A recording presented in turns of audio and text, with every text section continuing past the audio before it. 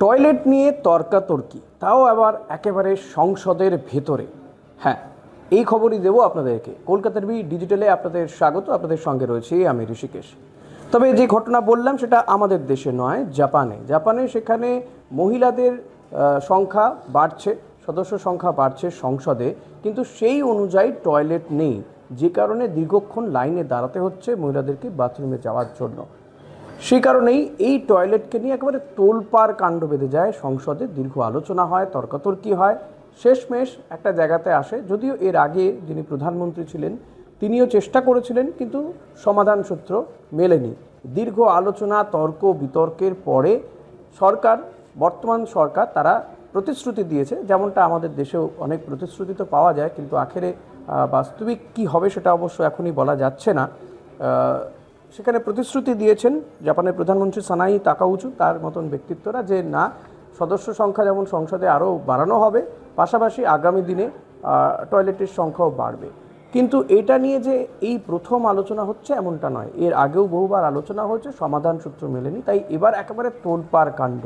সেখানে সদস্যদের সংখ্যা বাড়ছে, জাপানের মহিলাদের এবং স্বাস্থ্য সচেতনতা বিষয়টিও কোথাও গিয়ে মাথায় রাখা উচিত যারা সংসদের কক্ষে রয়েছেন বা যারা নেতা নেত্রীরা রয়েছেন, কিন্তু সেটা কোথাও গিয়ে অবহেলা করা হচ্ছে। মহিলাদের স্বাস্থ্য প্রয়োজনীয়তার কথা কখনোই মানা হচ্ছে না। এই ইস্যুটাই কিন্তু বড় হয়ে দেখা দিয়েছে।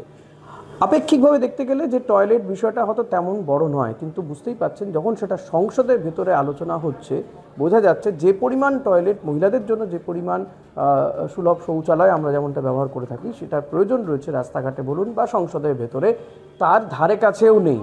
সেই কারণেই কিন্তু বাধ্য হয়ে এই বিষয়টি সংসদে ওঠে এবং সেখানে আলোচনা হয়। সেখানে এমনও দাবি উঠেছে যে পুরুষদের যে সমস্ত টয়লেটগুলো রয়েছে সেগুলোকেও দরকার পড়লে কনভার্ট করে দেওয়া হোক মহিলাদের জন্য, এবং মহিলাদের জন্য টয়লেটের সংখ্যা আগামী দিনে আরও যাতে বাড়ানো হয়, তাই সেখানে একেবারে তোলপাড় কাণ্ড বেঁধে যায়।